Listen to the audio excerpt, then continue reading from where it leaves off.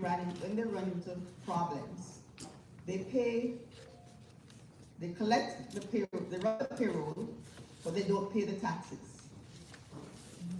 And it piles up, piles up, piles up.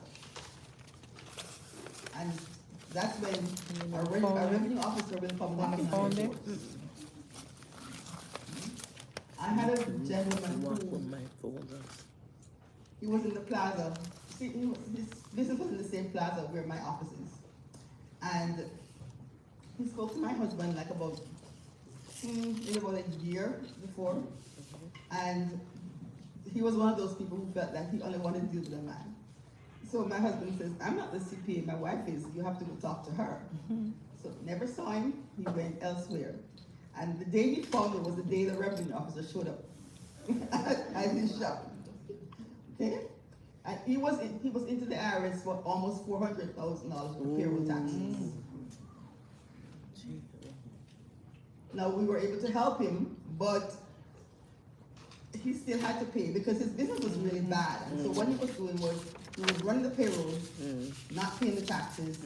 Every week he would do the same thing. Can't do that. It means that if you can't pay the taxes, it means that you either cut staff or you have to look at your expenses. Sell more. Gotta sell more service or products. Expense tracking protects your deductions and your cash flow. Make sure that you know what your expenses are. Do a budget. Because any good business has to do a budget. So you know, okay, I'm planning to bring in $50,000, but my expenses should not be more than $20,000. Just hypothetically, right? So you know you have a profit. And make sure you keep your receipts, because a lot of businesses lose deductions because they don't keep proper receipts. Preferably, make sure you run it through an account and not, or a credit card or whatever it is, so that at least you have a record. Now, one thing I'll tell you is that Zelle is now everyone's favorite means of payment. Zelle, if the IRS comes to you and you Zelle, you better be able to back up what that Zelle is for. And lots of folks, they just go Zelle, and you look at that bank statement and all you see is Zelle's coming down.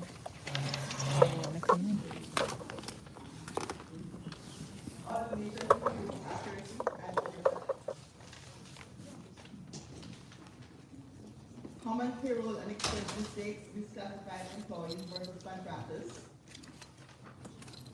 Late or incorrect payroll tax filings, missing receipts, and undocumented reimbursements.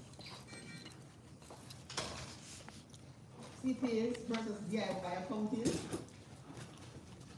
DIY may work early, but rates as competitive. Growth exposes tax, payroll, and compliance gaps. CPA guidance is about strategy, not just compliance. For instance, growing revenue, payroll or grants, multi-state, multi-entity or non-profit compliance, preparing for financing, audits, or leadership transition. How we help businesses grow. Accounting system assessment. We look at accounting system and assess whether or not you have the right system or the system is set up properly. Tax planning and compliance oversight. Provide ongoing advisory and CFO level support. Your next steps, if you want to talk with us, schedule a complimentary strategy call, receive a financial health checklist, and identify 2026 tax and cash flow opportunities. Final takeaways. Strong financial systems create confidence and clarity. Tax planning is a year-round growth tool. The right advisor helps you keep more and grow smarter. And thank you.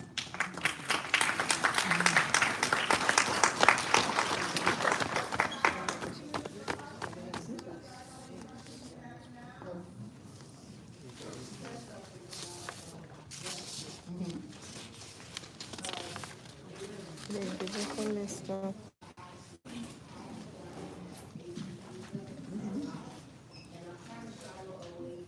Can't get her information. She has stuff over there.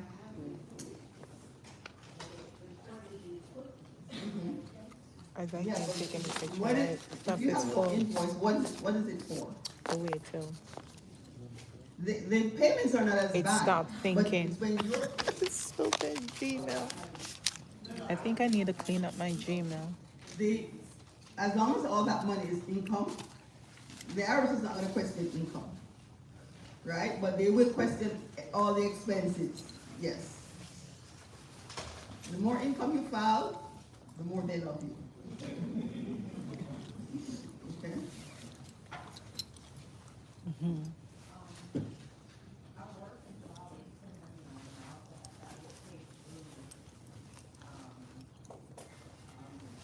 What's her question? Okay. So, you, What's her question? Just to put it on oh, here. she said she works a job and it's 1099. It's paid into her business account.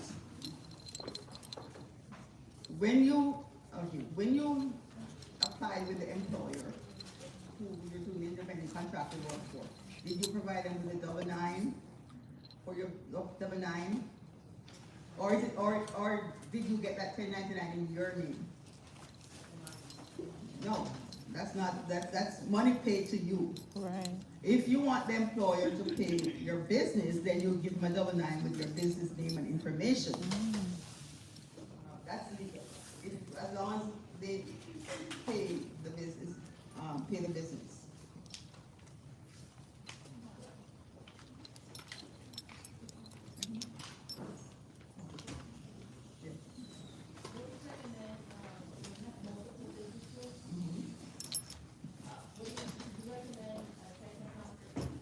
Yes.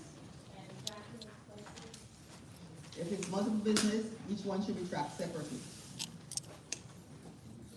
So if you're, say, if you're using a software system, or, and each business is a separate business, so it should be on its own. It's not, like you have a holding company that owns all of them, they're separate independent businesses, so they're have to be tracked individually. Yeah.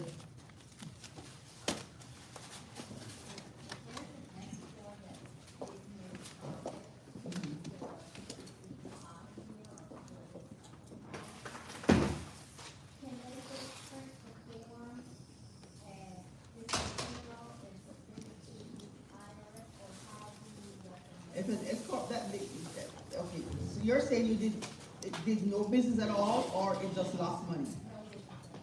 Okay, but you still have to complete all the forms.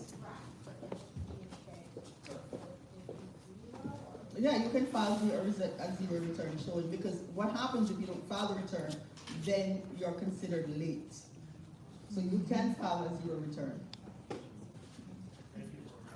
So something that we see is a lot of times customers will invest their own personal money into the business. And a lot of the times we have to separate that. Maybe a lot of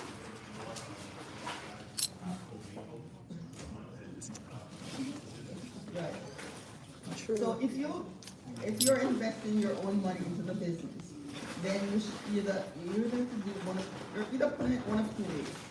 It's either capital that you're putting it as, or you're gonna put it in as a loan. Now, if you put it as a loan, you have to create loan documentation. Because if you don't create that loan documentation, the IRS can easily disallow that. Oh. Right? When you do a loan, you're supposed to be taking what's called,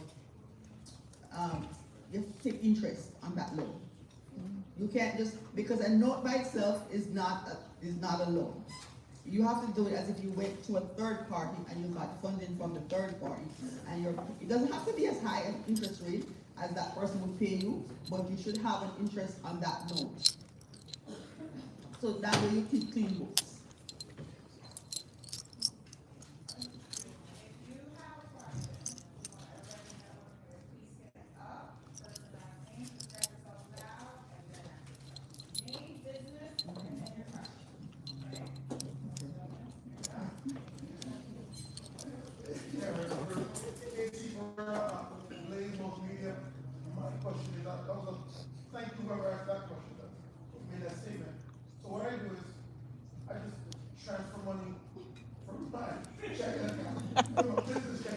all been doing that. Well, that shouldn't be a situation. You transfer money, so when you transfer the money, right? From, how do you account for it? No. He's doing his monkey business. His hobby. He's doing his hobby. Yeah, it's a business expense. Okay. Yeah. So, no idea about banking. I use, one thing you said is I use Square, so you can keep my receipts. I don't use that. Okay. That's the best I got. All right. So the money that you're transferring from your personal to the business, is it money you're lending to the business or money you're putting back in as capital? It's depending on how you're putting it in. Right. I wish I could answer that question. I think he's putting it back in capital. So it's a loan, it's a loan that he's doing, but then he doesn't have the documentation to back up that loan. So you're better off injecting that money as capital because at least it sits there. Right. Hello, Sean Roberts from Skelcorp. Well, where? Skelcorp, fitness company. We've recently onboarded a 1099 and the gentleman's retired. He has a lot of good knowledge that we'd like to work with him on. I don't want to hinder his ability and impact any social security benefits that he's getting. I don't want to do anything to hurt his ability to do that. How would you suggest managing that? So the gentleman is retired. He's retired, he's 70 years old. Okay, so I'm going to ask you this question. Is he considered a true independent contractor or is he an employee? A true independent contractor. So What's your criteria? So at the moment what he does is he actually builds machines in his workshop. And he sells machines piecemeal. So some of his designs are really cool that we'd like to use. So what we're saying to him is, please work with us to design some of our pieces. Yeah. So your only option is one, he either creates a business for himself and you pay the business, because as long as he's working for you as an independent contractor in his own name, you have to give him the 1099 in his name. So he's going to issue the W-9 in a corporate name, a company. Yeah. Who is that? He will issue the W-9, not in his personal name, in his company name. In his company's name. Okay. That's the best route. Yeah. Okay.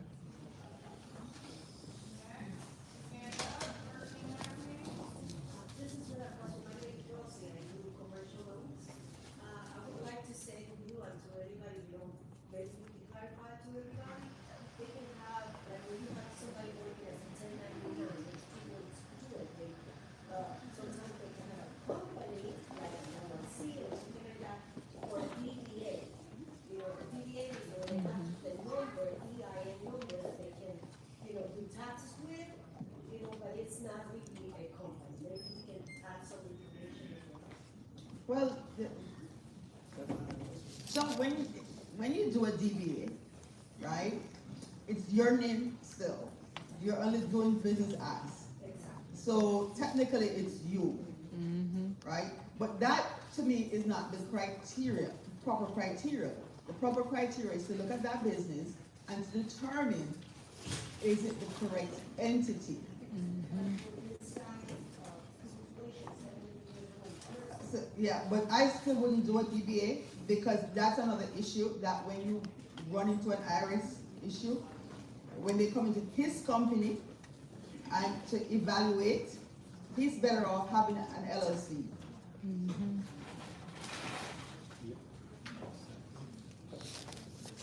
True.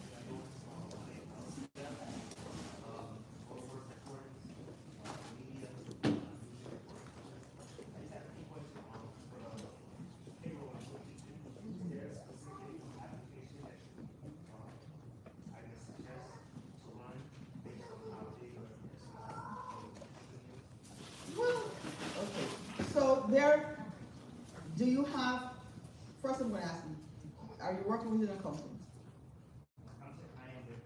You're the accountant. Okay, so. Yeah, then, I'm the company, what's that's your right. software? What software are you using? QuickBooks. Okay, so if you use QuickBooks, it does have a payroll. And Your you can, ADP. since you don't have the experience, I would say to take core. You should take maybe elite or one of them where they do everything for you. Oh. Yes, do not take core. Core is where you know what you're doing. And we don't know Right, what so we're as much doing. as you're the accountant, if you don't do payroll, if you've never done payroll and you don't know anything about payroll, Right. you're better off going up to the other level where they do the payroll for you. Go to the elite level.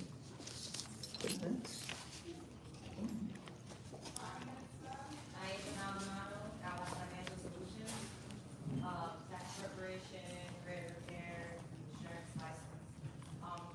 The gentleman over here, to answer your question, you were asking about affecting the social security income. Just so you know, when they're retired, their income is capped, so they can still work and earn income. But depending on the filing status that he claims when he files his taxes, that's what determines how much income he makes. Usually it can't exceed 25,000, so I think that was what your question was. So the additional income would just be seen as additional income. So you'd have a social security income supplemented by Social consultant. security income is non-taxable income, Okay. unless It the depends income on that how you much earn from working exceeds the 25. limitations that are set by the IRS Okay. based on the filing status that you claim. Thank you. And for the accountant here, for his own business, QuickBooks does have classes for individuals like yourself so that you can learn how to utilize the software efficiently. Thank you.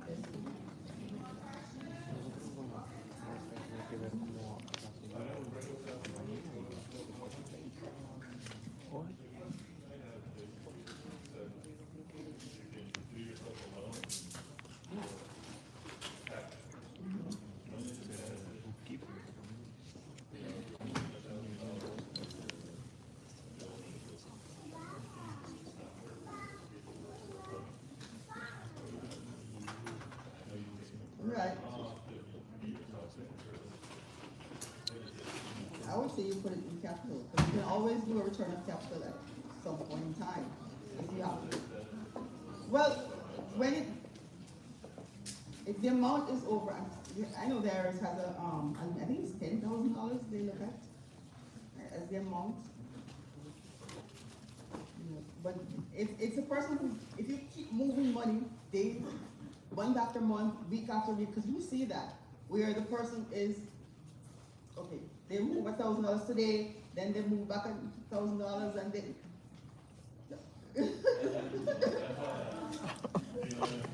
Right. So I would. When I you're would new say business, you that gotta be creative. You, Move I would create money. an account within the within your software, and you keep track of it. Yeah, If it's that just a makes little sense. a small amount, which is negligible, you keep track of it in that account. You do like a sub under your shareholder loan table, and you do a sub and you keep track of that in there.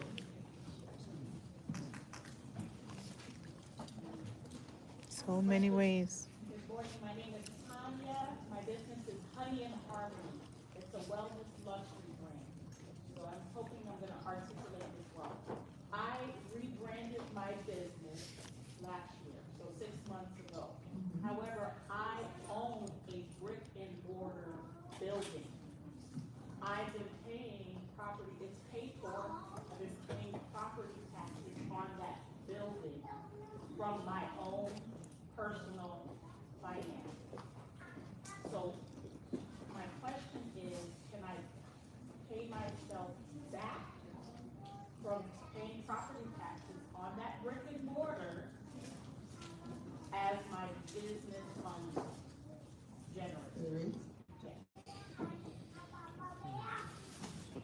Yes, you can,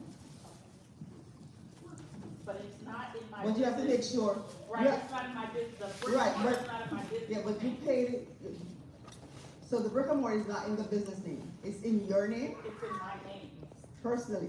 my personal name, yes.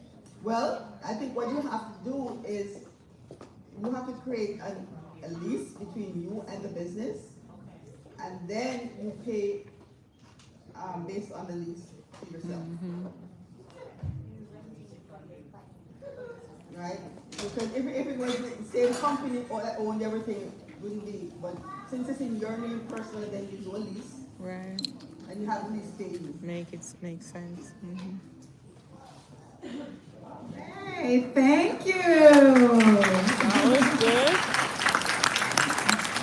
The more you Before know. I introduce my next guest, I just want to let you guys know, I'm an entrepreneur myself, so I help businesses grow. I do marketing, operations, and as I hear your questions, I also tend to think of new brunch and learn ideas to have to help you, right?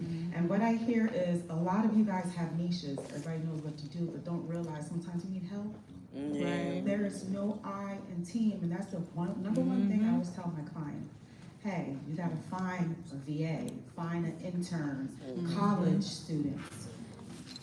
One of the gentlemen said, like, how do every time I do a loan, I gotta transfer, do this, like QuickBooks, actually, you can just put note, loan, and you can have an intern or somebody just do that for you. But Or you're thinking, AI. I.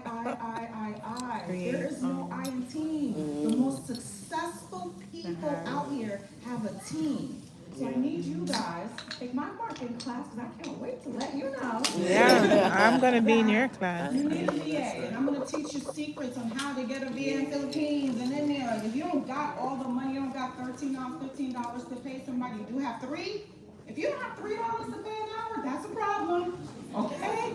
But I just want you guys to, before I introduce Chase, but I really want you to always think there's no I in team. At the end, once everybody gets 10 minutes of questions, and if they're done, at the end you can go to each table and ask, more questions, okay? So now I'm going to introduce, go ahead. The flyer is out there. It's sponsored by BBB, and I'm gonna be like, Better Business Bureau is a great marketing tool to have, and Yelp. March 11th. March 11th. Okay, now I have Max and Ken of Chase Bank. Come on over.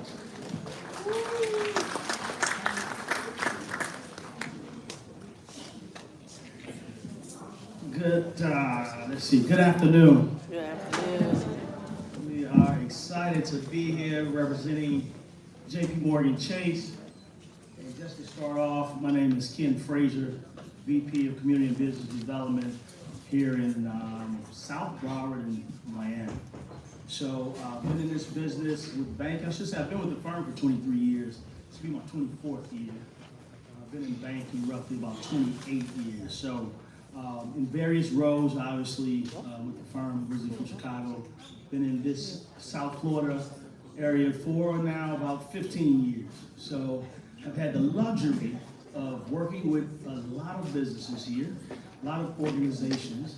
But my role now is to be the ambassador for the firm. So I am an ambassador for the firm that gets out into the community with non-for-profits, with community leaders and businesses and such organizations as this, to really share the tools and resources that we have with the firm. So we are excited to be here to give you a little example and a sample of some of the things, right?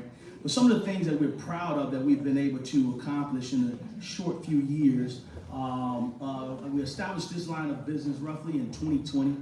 It started out as a racial equity commitment. Due to the environment, those things and names have changed, but it's still an equity commitment because we still target the gaps in the needs of our communities that we serve. These services are always and has always been available for anyone that needs them. So our mission of that has not changed. And some of the accomplishments that we are proud of is that we have committed over $300,000 to Heirs Ventures, if anyone's familiar with them. Now for Opportunity Connect digital pathway programs. We support organizations as such. Committed over $750,000 to Entrepreneurs of Color Fund to provide minority-owned small businesses and real estate projects with flexible low-interest loans, technical assistance and other critical needs with businesses. And we are not doing this work alone. As she mentioned, there's no I in team. We believe in that philosophy as well. and we continue to build upon community development. In that community development, we've invested over $100 million in equity nationally and 15 diverse-owned board-led financial institutions. So we're giving other institutions money to do this work.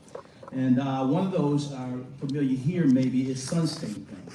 So those funds and that type of partnership is what we pride ourselves in.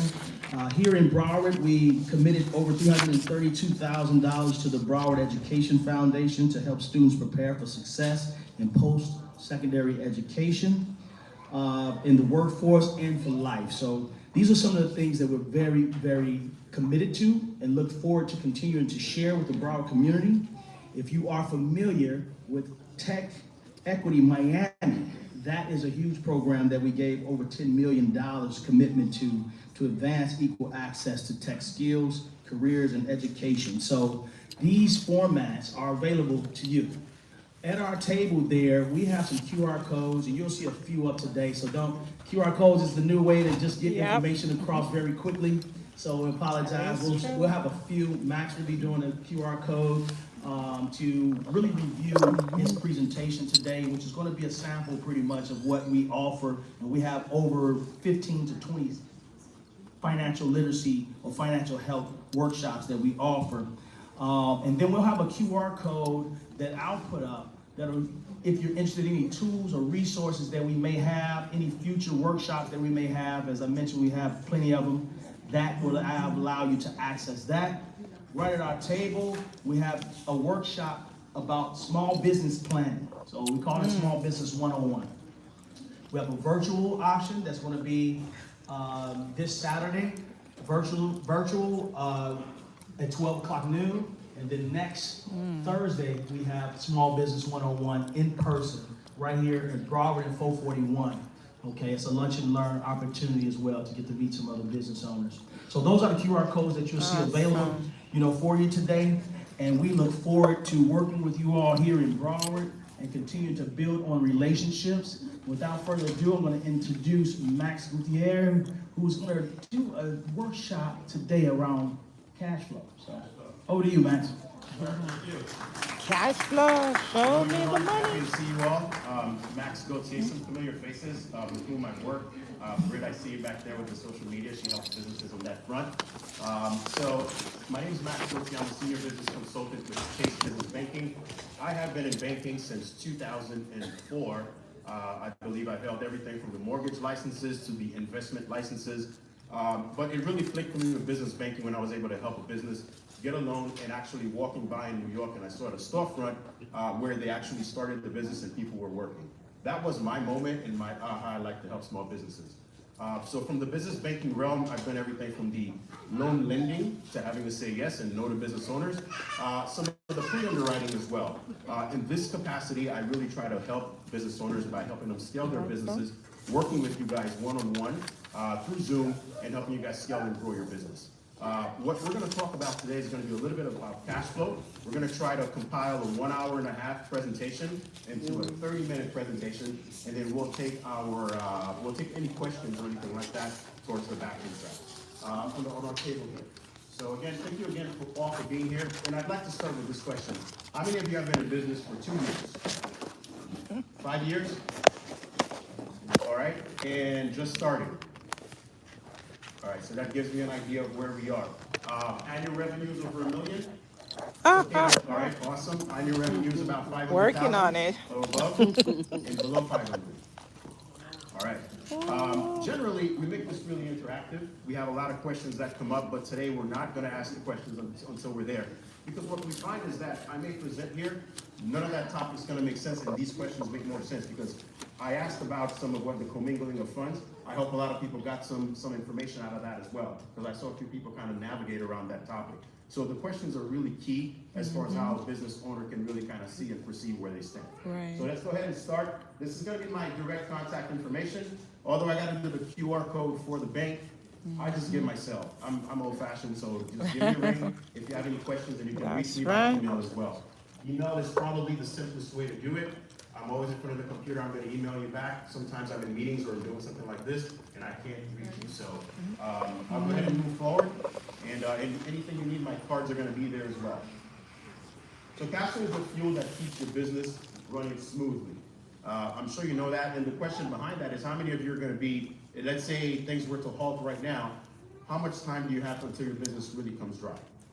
So it's important to have funds coming in and out of your business, but most importantly, as it is navigating, as you're growing the business or business is operating, you want to ensure you understand how the funds are coming in to the business as well and how quickly you can capture it. By the way, I love going after an accountant because, yeah, I'm going to be reinforcing everything that you said, and that's exactly what we talk about at the bank. So thank you for kind of spearheading that. Accounting is important. So success is going to depend on knowing where the cash is. I'm going to share a quick story. Actually, knowing where where the cash is when you need it. During COVID, I have a client I've worked with. We're actually good friends now. I was able to have a conversation with him, and he is in the music production, and he goes for the Hard Rock, sets up all that stuff, does all these large organizations, and he had a competitor. So during COVID, nobody was going out. The competitor had no cash and nothing was coming in. So having the cash positioned the right way, the competitor started going dry and business started dying. So what he did, he knew his competitor, purchased all the equipment from his competitor, kept the business alive so the competitor stayed, and now guess what he's doing? He's leasing that equipment back to that same competitor. What? So I share this story so that you can understand where you stand as a business and how you can really perceive what the future is going to be like, where your business, where you want your business to go. All right. Talked about the bridge as far as cash flow being a bridge. How confident are you going to be should things really slow down for you? And when we talk about that, something else to think, depending on your business, there's seasonality, right? When we talk about some loans and I start trying to understand how a business's cash flow is coming in, I remember I would ask them, okay, you're a surf shop in the middle of New York. You're doing great during the summer months, and then in the wintertime, nobody's surfing unless they're the polar bear club or something. Right? So understanding the seasonality and how cash is coming in and out at a particular period for your business is really going to be key, and that is something that banks look at as well. Especially when you're looking at growing the business, needing to have a loan or anything to that aspect. All right, we'll talk about the cash flow basics. All of that we didn't even start yet. Maximizing cash in, maximizing cash out, and making the cash work for you. So cash buffer days, this is what we kind of talked about, is how much time do you have should things really slow down, or should the IRS come knocking at your door, or anything freezes to that point? How comfortable are you to be able to continue moving your business forward? The different uses of cash. Operating, of course, you have the investing and the financing. Financing is going to come from the bank, operating from your revenues. The investing piece, the one thing I really want to touch upon this is a lot of organizations, what they'll do, for example, you may have a mortgage broker who purchased the building because he had the additional cash, and he is leasing, or he invested in the building, and he is leasing that now to a realtor. I think I met a realtor who was in here.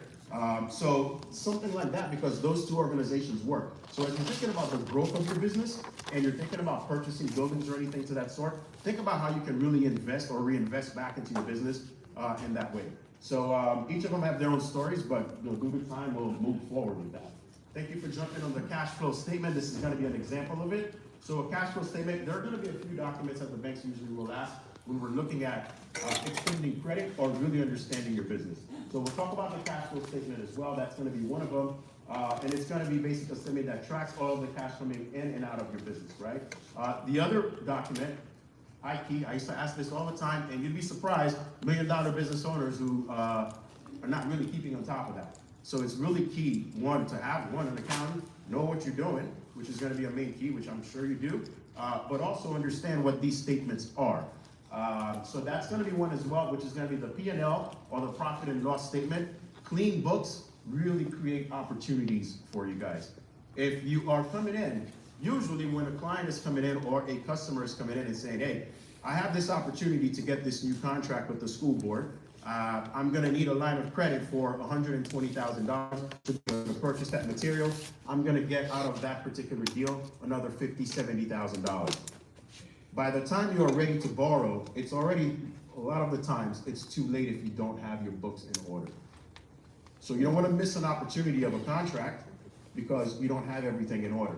So understanding those sheets and those documents and staying on top of them is really key. Another thing is we've seen where you're getting close to the deal being done. We review the document and something's off. So that's a kick in the head, as they say. The balance sheet's going to be another one as well, which you kind of touched upon a little earlier. So important to have these documents in order as well. Something I want to kind of mention is going to be a cash flow analysis tool. This is free for you guys, for anybody actually. You can find it on chase.com/cash flow analysis. That's chase.com/cash flow analysis. And this will give you an idea of how to manage your cash flow a little bit better. You can also grab it down here with the QR code at some point if you guys would like to swing by the table. And Ken or myself, we can send you, there's a workbook for this. We'll send you the workbook that has all of this stuff as well that you guys can navigate on your time. All right, so we'll talk about some of the inflows for the business. This will be another thing as well. And this cash flow analysis tool kind of gives you an idea of what the inflow is like on this particular store location, what's coming in on a monthly basis, what am I getting on a weekly basis. And then this, so if you have an investing or property invested, where do those funds come in and what's it like on a monthly basis? Is it a fixed cost? So you can play around with it and get an idea where you stand, or a better idea where you stand on the financial side. There's also an outflow analysis as well, which of course your payroll and everything else that you have in there, or investing if you're invested, or if you have a loan that you're paying. And then it's going to spit out the results for you in a nice, perfect little package for you guys to be able to see as well. These will again show up a little bit later, chase.com/cash flow analysis. All right, maximizing cash in. You talked about collecting. That's another big deal, right? So when we talk about loans, I'm gonna hop around a little bit on this because we're short on time. Accounts receivables, right? That's gonna be a big factor when we talk about a business being able to get the credit that they need, especially with the traditional lenders. Every lender is different. Some of them will ask you for your arm and a leg. Some of them will go through the actual numbers. So accounts receivables, important. Every bank or every organization, because I want to generalize it, every organization is going to have a timeline as to when those accounts receivables are going to be still valid.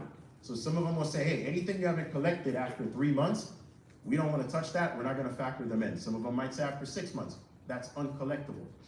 So these accounts receivables are going to hold a value to the amount that you can borrow. So if they were going to use that as somewhat of a collateral, let's say it's $100,000 that they were going to give you, but you're unable to collect some of those receivables, now your amount that you're going to get might be 55, might be 60,000 versus the full 100 that you need.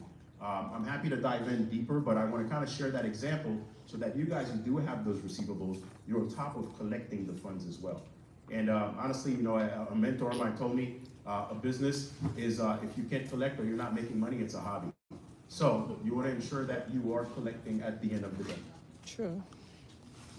All right, know your competition. What's your competition doing? Another thing too is how's the competitive landscape changed? Example I will have of this is I was still a business relationship manager, and I had a client in my book. We used to manage a book of business, and what he did is he fixed all the airplane parts, and then COVID hit. Everything just came to a full halt. And now he's talking about, hey man, I can't feed my kids and things are getting serious, but he had some cash. He was well positioned. What his competition was doing is he started making hand sanitizer. Because he was well positioned, he was able to pivot and start making the hand sanitizer as well, and continue to sell it to the actual airplane clients that he had. So that's an example of success. I had another guy who does the inspections for the airplanes when they're going to be purchased. That business died. So being well positioned and being able to pivot and having resilience as a business owner is really key as to what you guys do.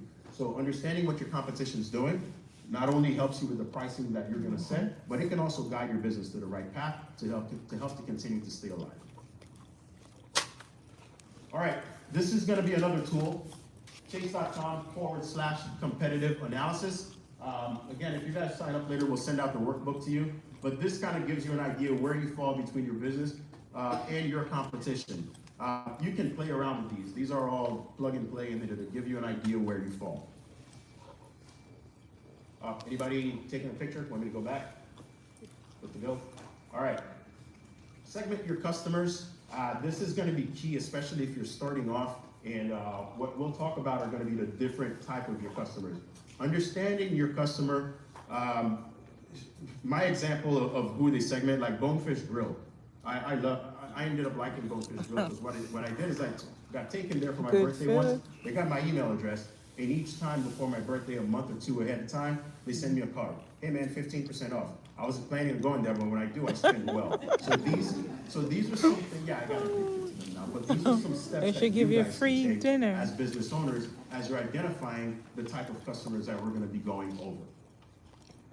All right, you're gonna have a few customers, right? Your best customer, the sustaining customer, the lookalike, and then the aspirational. And retention. I'll do a quick brief. Best customer is that guy who's gonna come in your business, spend $120,000 each time that he comes in. Might be somebody who goes to Costco maybe and buys bulk and sells it overseas. Understand who your best customer is. You want their contact information and you want to communicate with them. Sustaining customer might be a person who comes in and spends $50 here and there, but they're there every week, right? For those of you who like shopping or have an addiction to shopping, you might be a sustaining customer to wherever you shop. The lookalike customer is going to be, for example, a person who might wear Nike and they're athletic, and Adidas wants a piece of that person because they want to be able to sell them shoes as well. That's The right. aspirational customer is going to be the customer that you are not able to get. They may look like your customer. You want them to represent you perhaps through social media because that's the customer that's going to fit within your ideal and what your business stands for. All right. We talked about the best customers, what type of customer they are. We went also through the sustaining customer where you don't see them often, but you see them very often, but they don't spend as much. And the lookalike customer we talked about as well, and then the aspirational customer we talked about. Me? Aha. Aha. I didn't know I had a video going. I'm like, hey man, all right. So, anyone wants to share any new insights they might have discovered as we're navigating through here thus far? This could be a good opportunity. Yes, ma'am. Please do tell us about your business. I do know you spoke, and I think Ken wants to be able to communicate. So part of what we do is have things networking like this for you guys as business owners. So we're excited to touch the community in that sense. Please, let us know, ma'am. So insight that I got is there are still people out there like me that like to meet people in person. Again, my name is Diane Maldonado. I like financial solutions, credit repair, document separation, insurance. So I really like that. That stood out for me. We have a cool room here. Hi, everybody. Happy New Year. Hi. And, Yes. we're still a little old school. We in your face. So That's right. Never goes away. Old school. So yes, that's an insight for me. I'm glad for this opportunity and I look forward to coming to these more often. Yeah, thank you so much. Anyone Awesome else? sauce. I don't have an insight, no, sorry, I'm holding my But please tell us who you are and your business. This is why we're here. So I can't say my mompreneur, there you go.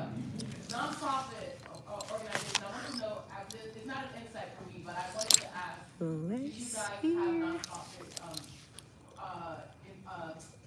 at events like this as well? We have a ton of events. I think we got like 15 events that we do. A lot of them are geared to different topics. A lot of them are geared towards different organizations. Some of it might be for profit, but you can work with it towards a nonprofit. We are working towards the nonprofit side as well. We have a nonprofit department at Chase. It's huge. Yeah, it's huge, man. It's insane. So we do have that, and I'm happy to connect you to. We also have business consultants like myself who are getting nonprofit certified so that we can really assist that segment. So I'm happy to connect you wherever they are. And a lot of our work is done through Zoom. So yeah, we can make it work. Let's connect. All right. Yes, sir. Please go right ahead. I think I'm learning the most here. Oh, we're good. I guess to say first thing I learned about my customers is when I made a pivot in my business. I'm sorry. I think you said it earlier. I was doing photography, but it was a hobby. Yep. When I transitioned to a business, I quickly realized people don't want to pay me. You gotta collect. You gotta collect. Yep. That's what I did. I found the right customer. I made a pivot to more corporate photography. And I used my background Yep. I guess I do a little bit of marketing to figure out this is your problem and this is how to solve it. Yeah. And once I did that, people wanted to pay. Right, perfect. Thank you for sharing. I'm Yep. gonna do one more, then we gotta pause and move forward because I wanna make sure I get as much content to everyone, and then we can further discuss at the table. Please, ma'am, if you'd be so kind. Hi, everybody. My name is Sakar. I own the Sugar on Top Cake and Dessert Studio. One thing that I learned about my business, especially last year, people close their pockets a little bit on the luxury market as far as cake, so we're not one big thing to my company. So I'm in the process now of rescaling my business to find the other clients, so be able to bring in a different clientele, so I can sustain. Thank you. So something I'll talk about that. This is gonna be part of that content, maybe a little bundling opportunity as well. That might be able to work for you to continue to sustain that same business. I hope we can get to it, but this is part of that as well. All right. Let me see here. All right, consider your prices. You definitely want to run an analysis of what's out there in the market, where you fall within that as well. And this will fall in that last piece where you had the presentation, where you had the analysis of where you stand in the market compared to your customer, compared to your competition.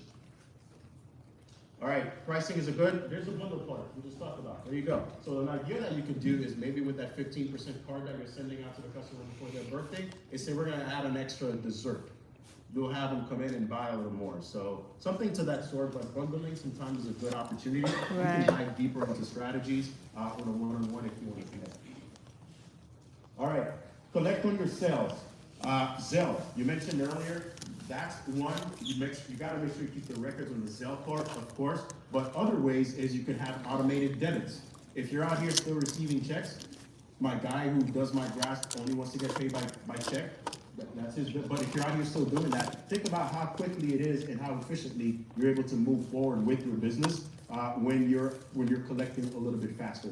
Another thing too is just a less of a headache for you guys to do your own bookkeeping that you gotta go chase your customers to be able to get paid as well. So having a proper process in place for collecting is really key. And whatever that process might be, it's gonna be different for everyone, but it's important to really collect in that. Avoid the bottlenecks, and we talked about the receivables as well earlier. If you're not collecting on it, you It's kind of a know what that hobby. could do, how that could help your business operations in that case. Improper receivables, of course, invoice faster. Something that is not here, but I've talked about in the strategy with somebody who was having issues was, you can apply a fee if you're not paid by a particular time, right? So that's if you know your client well enough and you know this is the case. It's not a big fee, but a lot of the times people just don't want to pay that $50 or $100, so they'll pay you right on time as well. And of course, monitor your bank accounts, make sure that the funds are in and that your funds are good as well.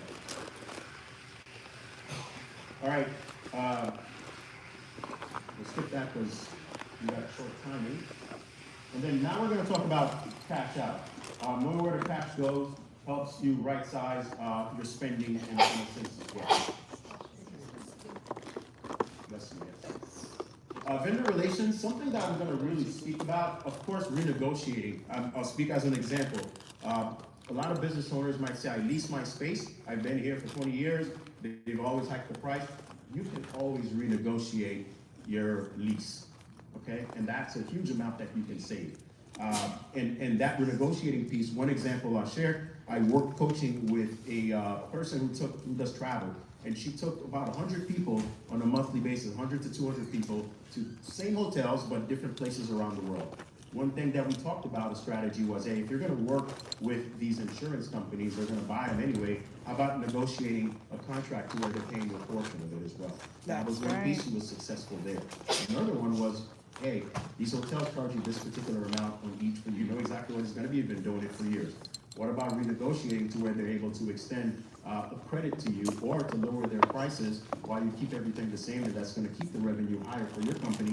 Your customers pay the same, you're happy, hotels are happy, they're still getting business. So renegotiating is a really good key and a strategic approach to help keep funds into your business as well. All right, vendor analysis. This is going to be another one, which is going to be chase.com/vendor analysis. Again, we can send you this later, but this, if you can look, It gives you an idea of your annual spend, what you have in terms of the outflow, and where, if you fall in the green or in the red. All right, high-performing teams, as you were speaking of having the VA, I think I need one of those at some point too, but yeah, you want to have the right teammates. Something I talked about with a business owner before is there was a person there who was opening mail, everything went through email. Repurpose your employees. So he was thinking, all right, what am I going to do with her? She was kind of, she just did that part. And he was able to kind of teach her and coach her something else. She's been there a long time. She knew the company. So you don't want to lose that as an asset. So having the right performance, We should be the right team members multitasking around, anyways. he's able to get her work, keep her in the same salary, transfer the work for her, and keep her active within the company. That's an asset to your company at the end of the day. All right, real estate. We talked about the real estate. Renegotiating one is the lease price, but also reinvesting into the real estate or investing into real estate. That one person, for example, now who bought all the equipment from his competitor, he's so large now, he's like, I've outgrown this warehouse. I need to find my next space. So understanding that when you find these spaces, think about the future in mind as you're making these moves as well. Who can I lease it to or anything to that sort. Inventory, that's a big one.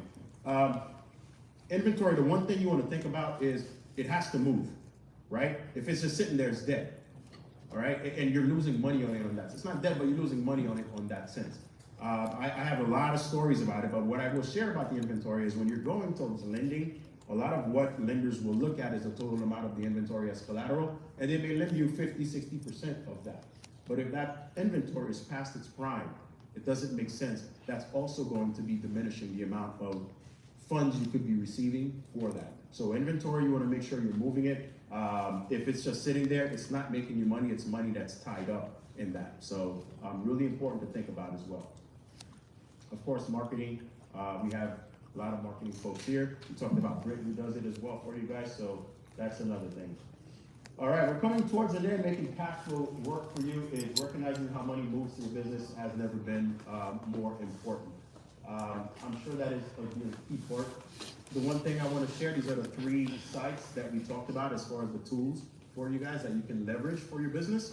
And again, we can send you the workbook, the official workbook for this via email as you go through the table with Ken. Ken, I'm going to be wrapping up if you want to come do your part. I know you're busy over there, but whenever you're ready.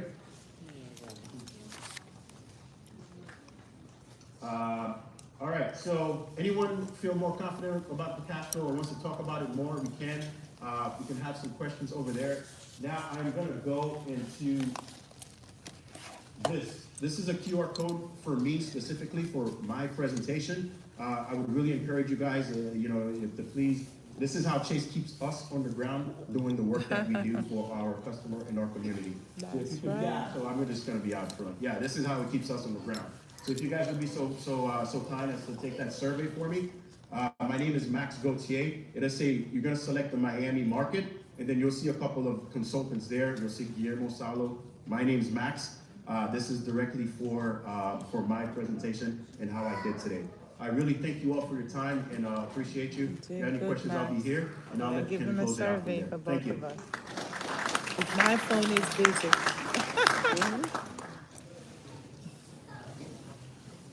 Let's give it up for Max one more time. Woohoo! Good job, Max. Appreciate you, man. So as mentioned, we hold these workshops and different financial resources we share in the community. We are newer to Broward, right? In sharing this information. So you'll see more of our team, in the Broward community. Along with that, I work as like a quarterback. I work with Max in regards to small business, but I have a lending partner as well, a wealth management partner as well.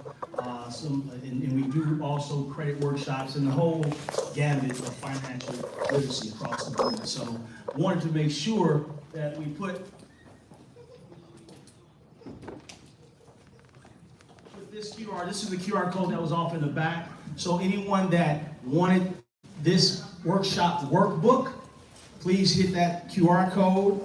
In the other, you can put, please send me the workshop booklet, and I'll get that to you, as well as any other products or services that you may be interested in. my partners in either professions based off of what you're asking in the question or preferred direction of a certain partner, I should say. So any advice, any questions that you may have, I'll put you with the right person if it's not myself. Also, Max, you talking about your coaching? Yeah, we do one-on-one coaching for business clients. So we spend over a session of about four months with you guys, and then we talk about strategies that your business needs to help to get to that next level. If it's loan, if it's operational strategies, we go through the whole gamut of it, and we connect you with our partners at that as well. So ideally, it's really to support the business community and help you guys grow as a whole. So thank you.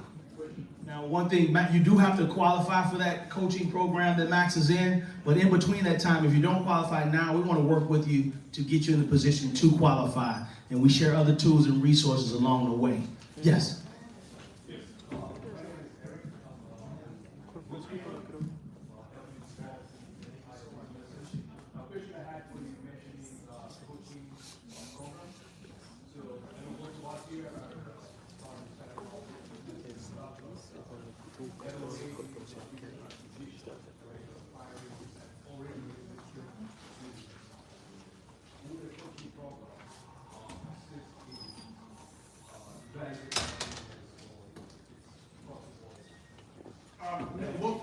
So we'll talk some strategies around that, but there are a lot of things in terms of liability. Remember, it's a huge firm that we can't go dive into it. But we can talk about the strategies and what you'll need to be prepared for that for that acquisition, if that makes any sense. But on the sense of going in and evaluating that business and putting a stamp on it and saying, yes, this is profitable, we're probably not going to touch that with a 10-foot pole because of the liability piece of it. Anyone else? Any questions? Feel free, like I said, to come over to the table, sign up for. We have a virtual small business workshop this Saturday, a virtual, and next Thursday, a lunch and learn right on Broward at 441. Those sessions that are coming up there are all about getting your business plan together. So you're thinking about getting grants, you're thinking about applying for loans. If you don't have a business plan, you're already a step behind. They're going to need some of those details that's in that plan. Can put your So pen, we're here to assist, stuff. and we want to help you do that. So feel free to sign up for any of the courses that we have, okay? Thank you so much. Okay, thank you guys. How was that? Huh? Okay, so now save the last for the Card. most, what everybody's waiting for is the money. Okay? So now I don't wanna These cut are you short just- at all. I'm gonna use just, all your time. Here's Glenn, okay? He has a business on explaining grants, grant opportunities, how to get your business ready for grants. And he's just gonna dive in on everything you need to know. Please stay after. I have a little gift for you guys afterwards. All right, and thank you. And quickly, folks, quick round of applause for the Broward County group putting this together. Yeah. It's just an amazing thing. A little about me. Let me make sure I got the clicker. I'll be on slide 15 before I move anything. There we go. All right, I'm Glenn McCormick. I've been in the grants world for 28 years. I started in Broward County as a grant writer one, kind of stumbled into a position working with a program called Assets for Independence.